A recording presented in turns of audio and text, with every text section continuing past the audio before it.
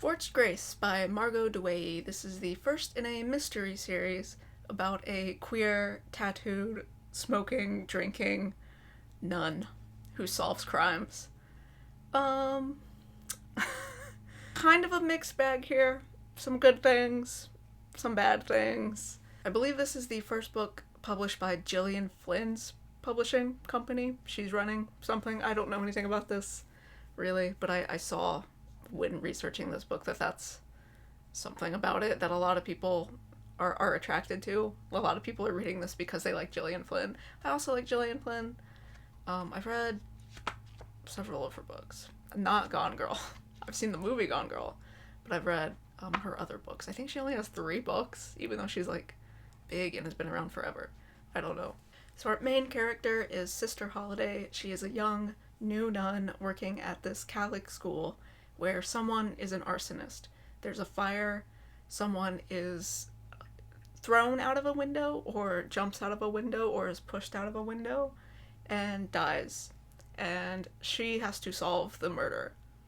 Why does she have to solve the murder? That's a fantastic question. For some reason, this nun thinks she's like a professional private investigator. She's not. She talks about doing some investigating in her past to the point where I thought this was like a short story series before it was a published novel, and I actually went researching to like find short stories about Sister Holiday, because she mentions a couple of like prior incidents where they were like really stupid, to be honest. It was like, who stole my coworker's lunch? It wasn't that dumb, but it was something like that, like some minor dispute with her coworker she solved. And then there's a really like dark and heavy backstory with her brother, where her brother was assaulted and she had to track down who did that when she was in high school.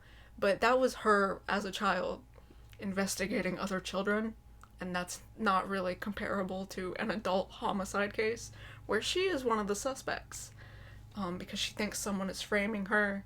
There's evidence pointing to her, which okay. This is another problem. She finds like one of her robes has been stolen, and she finds it in her trash can in her classroom, and it's burned, and she's like, oh, someone is framing me. And so she goes to the police and is like, someone is framing me. But at this point, she thinks the police are incompetent and that she needs to solve the mystery because the police aren't going to do it. And we do get some incompetence from the police, but later on, like later in the book, we realize the police are incompetent. And at this point in the book, very early on, we don't really see their incompetence. And also, Sister Holiday must not see their incompetence because she's giving them the evidence that kind of incriminates her. I wish there's kind of a moment where she was like, maybe I shouldn't give this to them, because then they'll think it's me, because the evidence points to me, because someone's framing me. I don't know. It's just a really weird mix of her thinking she has to do this for no reason. She doesn't have to do this. I'm pretty sure the police could do this, and I won't get into spoilers, but like, she's not that good of a detective. Like, she doesn't make any crazy revelations here. They don't solve this really only because of her. And there's various points in the novels where she's talking to the police and she's trying to get information out of them, and she is kind of trying to work with them. But sometimes they tell her things that she did not know. And so like she's not a better detective than the police. I don't know why she acted like she had to solve this.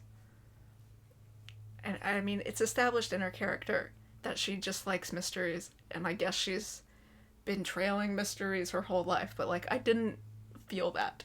There's such a large difference between a literal homicide case and like petty day-to-day life mysteries.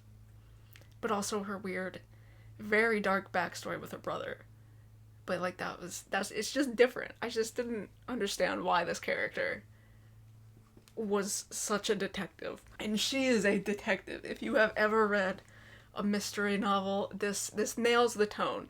Oh my god, the sort of pretentious, moody, brooding, metaphorical analysis where she's kind of dark and edgy and has all these insights, and she's always smoking a cigarette, or not smoking a cigarette. She'll reach into her pocket just to feel the cigarette, because sometimes the potential of the thing is better than the thing.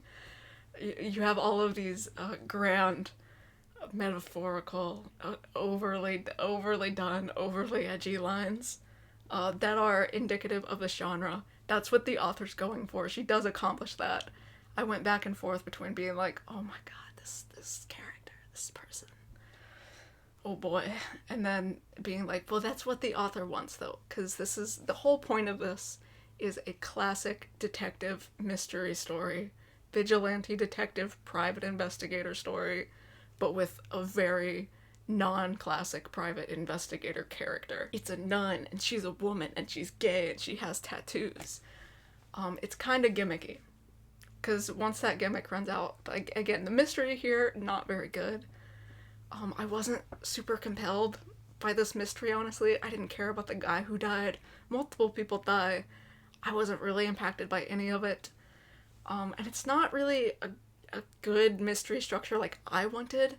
I thought it'd be the classic, like, okay, we have this suspect, we're going to trail them for a while, and then we're going to find something that exonerates them. Then we're going to move on to this suspect.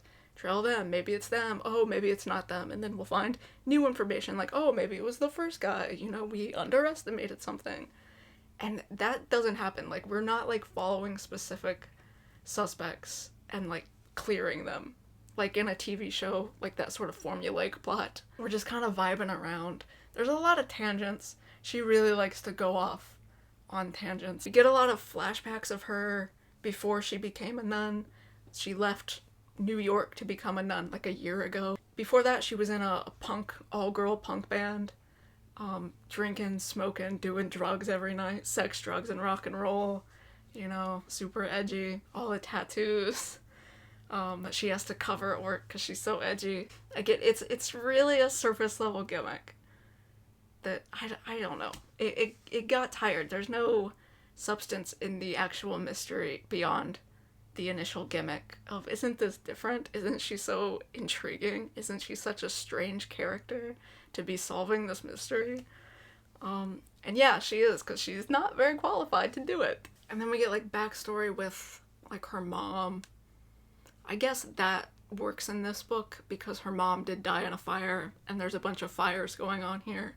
So that's directly correlated. But we get a lot of stuff from her past, and like her past relationships with this woman she was in love with, who's like her best friend. They've known each other forever, but that woman married a man, and so they weren't ever really together. That goes basically nowhere. And then she hasn't seen that woman in a year because she moved away to New Orleans a year ago. And then, like, randomly at the end of the book, that woman, Nina, just, like, comes to visit her. And it's just, like, glossed over. She's like, oh, yeah, I got a letter in the mail saying Nina was coming this week, so that's what we're doing now. And I'm like, that's a big moment in her life. This woman that she's in love with, who she hasn't really talked to in a year. Like, that shouldn't just be, like, randomly thrown in at the end. And then they don't really do anything. There's no, like, big scene with them. I'm assuming that there will be scenes with them in the later books. Again, this is a series.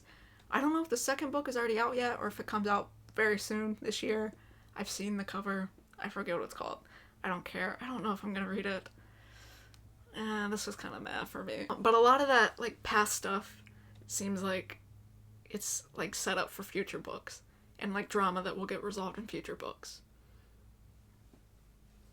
And it doesn't go anywhere if you read this as a standalone. The sort of mystery arson component gets wrapped up, but like all the personal stuff that she spends a lot of time thinking about and dwelling on doesn't really go anywhere here. So I think that was set up for future installments, but it did kind of feel like weak writing. There were a couple of moments where I liked the prose. Again, she nailed like the broody metaphorical tone of a noir investigative piece mystery book. But there were some moments where this felt maybe like it was written out of order, like she was just writing scenes as they came to her, and then she like Frankensteined it together in the editing, because there were moments where it repeated itself. There are these characters, the diocese, so the nuns run the day-to-day operations of the school, but there are the diocese who are ahead of them, but they're like school superintendents who aren't there, don't know the day-to-day life, but they have their grubby little hands in everything, and they control every little minute detail, down to like what they eat and everything. And I know that information because it says it like 3 times. Those are very minor characters who like barely ever get brought up. But every time they're brought up, it's like the diocese, the people who really control everything around here. Or, oh yeah, the diocese, who like to control every little minute detail of what we do here. Oh, the diocese are here to put their hands in our business and, you know, control everything we do and go over Sister Augustine's head. And I'm like, yeah, you said that already. That's literally all I know about them. They were introduced every single time as if she hadn't written that part yet, or if she didn't know if that last introduction she wrote was going to make it into the final cut of the book. So she just introduced them every single time she mentioned them. And I'm like, you don't need to tell me this 3 times. I know the information. That's literally all I know about them, is that they're overbearing helicopter parents, basically. Please tell me literally anything else. And then I think that happened another time, sort of near the beginning, where she introduces herself as queer. I think she like does that twice. It's just the way it was phrased. I didn't write it down. I probably should have. But the way it was phrased, it was like she was telling us information she hadn't told us yet. I'm like, you just said that like a chapter ago. I know you're gay. You already said that. So I think maybe this could have done with like a touch more refinement in the editing, perhaps. Maybe I'm getting nitpicky here. Yeah, I don't know. I just didn't love this one. Again, it had some nice moments with the prose. I like the gimmick, the idea of a queer nun investigator. That's cool. But it doesn't feel that solid. It kind of feels like it's just trying to be cool. She's also, like, not that good of a person. Like, and the book doesn't think she's a good person. She's sort of morally gray. She's got a bad past, you know, she's used drugs. She drinks to cope sometimes. She still smokes. She, like, yells at the kids. She's definitely not a perfect person. And the book knows she's not a good person. It's not trying to say, isn't she such a good person? But it is trying to say, isn't she so cool? Isn't it fun to root for this morally gray character? It's fun to root for the bad girl. And I just didn't really like her very much, to be honest. Because I was like, why are you doing this? Why are you in everyone's business? No one asked you to solve this murder.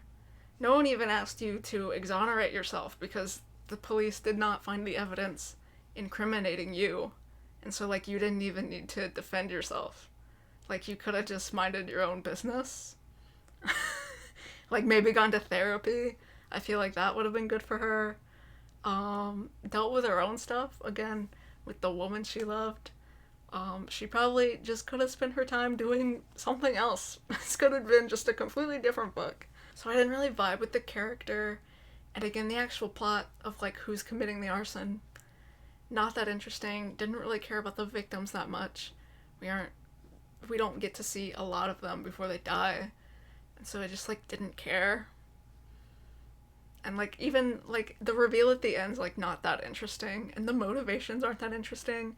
And the way Sister Holiday reacts to it isn't that interesting. Or it is, but it's kind of confusing. And, like, why would she do that? Why would she think that about this person? I won't spoil it, but it's just, like, it's not a great payoff. And I wasn't that thrilled. Also, touch on the gayness a bit. So, the romance arc, not fleshed out. That's one of those things that's, like, left open for future installments, which makes sense. You don't want your main character to have, like, a set love interest, and they're, you know, they have their drama and they get together and live happily ever after in the first book. And then what do you do in the next books? You know, you have to save some drama. I did kind of like her backstory with the married woman. That's pretty interesting. There's a lot of drama there. Well, there's a lot of potential for drama there. We get some of it in this book, but again, I think this author saved a lot for future installments. So I wanted more. I mean, we'll get more, but I wanted it in this one. I was also convinced that her love interest was going to be this female police officer who is initially kind of, like, bristly toward her, like, you're not a real officer, you know, let us do our jobs. And I thought, you know, the dynamic of a fake investigator and a real investigator, like, butting heads, but, like, needing each other for information and, you know, having to work together and get along would be, like, a good romance option. And I don't remember if the police officer is described.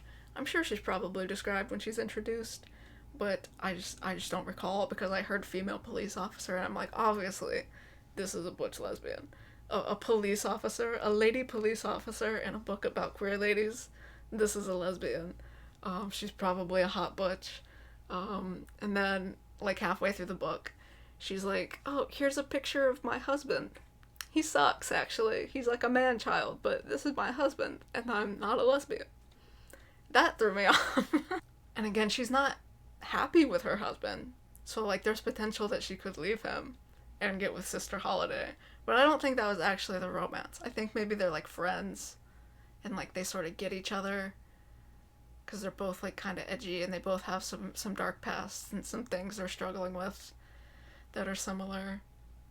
But I thought that was the romance, and that was not the romance. I think my favorite romance was Sister Holiday and one of the other nuns. Rosalind, I forget her name. But they're forced to share a classroom, because I guess they don't have the funding. So they're, like, always butting heads and in each other's space, and, you know, it's like a forbidden romance. Because Sister Holiday is not very conventional, but the other nun, you know, is a do-gooder, and she's, like, the science teacher, and she's very rigid and structured and organized. And that plays off Sister Holiday's hot mess of a life. So there's a good opposites attract thing there, and there is, like, literal textual sexual tension between them that they don't act on in this book, which is sad, because then I'd have to read the other book if I wanted to see that. And I do want to see that part, but I don't really want to see all the other parts. But I really like their chemistry. It just went absolutely nowhere, because they're saving it for another book, which is tragic. There was, like, one really good scene. That was my favorite scene in the whole book, when they're, like, in the classroom after hours and, like, debating, like, who gets the room, because, you know, one of them wants to use it to grade papers, but the other one also wants to be there, and it's like, Sister Holiday's like, you know, I could kiss her, like, I sent something here, and, like, I could go kiss her, but I'm not going to, because we have to save that for book 2. Tragic. So, I guess the only reason I would read these sequels is for the gayness and the romance arcs, because I don't know what those are going to be. I would guess that she's going to end up with her childhood love, like her first love. The married woman. That's probably what's going to happen, but if she sleeps with the other nun in the meantime, I wouldn't be mad about it. But I don't want to read the rest of the book, to be honest. Again, it wasn't terrible, though. I did like the prose when I wasn't cringing at it, but that it was what it wanted to be. So it was overbearing and, like, broody, but that's what it wanted to be, because that's the genre convention. And so, like, some of the metaphors were good. Some of them were heavy-handed, but intentionally. So, like, some of the writing was good, but, like, some of the story writing was not. The prose was good, but the story structuring wasn't what I wanted out of a mystery novel, personally. And I don't know how many books this is going to be, because, again, I'd like to see some character growth from Sister Holiday, because she's kind of a hot mess.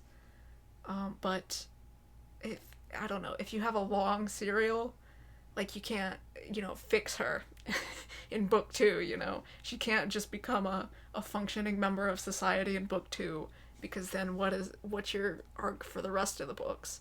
And also, then you lose your premise of, like, a drinking, smoking nun. And that's 90% of what this book has going for it, to be honest, in the marketing department. Because other than that, it's a really standard mystery, and kind of substandard, standard in tone, but substandard in actual plot, and, like, caring about the mystery. And I also wasn't playing along. There's, like, several characters, but again, we don't get, like, clear suspects, where it's like, I really think this person did it. We get a few suspects, and then we get, like, vague suspects, like it could be anyone that works here, because they would have had access to the building, and things like that. But I don't know. I didn't even try to solve this. And that's the fun of a mystery novel, especially for me. Like, I want to look at all the clues and see all the things. and this just didn't do that for me. And even with the reveal, I wasn't like, oh my god, I missed that, I can't believe I didn't realize that that tied into this and pointed to this person. It was just like, oh, I mean, I guess, yeah, I vaguely remember that, but it didn't hit. And that's disappointing, because that's what you want in a mystery novel. I think a lot of people read mystery novels to play along, and I just didn't even bother, because it wasn't, I don't know, it didn't feel like it wanted me to play along, because again, there was so much stuff with the backstory that it wasn't focused enough on the mystery, but it also wasn't focused enough on her backstory, because it has to save that for the next book, and also do a mystery to be a mystery novel. So I'd recommend this if you like the premise and like the tone, and you are down to read a full series, because this will probably be better as a full series. Don't know how long it's gonna go, don't know how many books it is, don't know if they have that planned, or she's just gonna wing it and then they'll cancel it when it stops selling. I don't know. But I think maybe this would be good when you have the full character arc in front of you, when you can really see the growth of this person. But you don't get that from just this first book. And I don't know. I wanted a little more from it. Or I was just expecting something a little different. I don't know. But it was okay. It wasn't terrible. It just wasn't for me, maybe. Pretty cover, though. I really like this art style. And the second book looks similar. So, like, whoever did the cover design is a good job. Although I think it is kind of a crime that this is won, like, a bajillion awards. Just because it's Gillian Flynn. It's well marketed because they have Gillian Flynn behind it. And so, like, this is on everyone's mind and radar. So, like, they have money to push this. Even though it's just, like, an okay book. So, like, kind of criminal that this won so many awards. But the cover could win an award. I like the cover. Good job with the cover.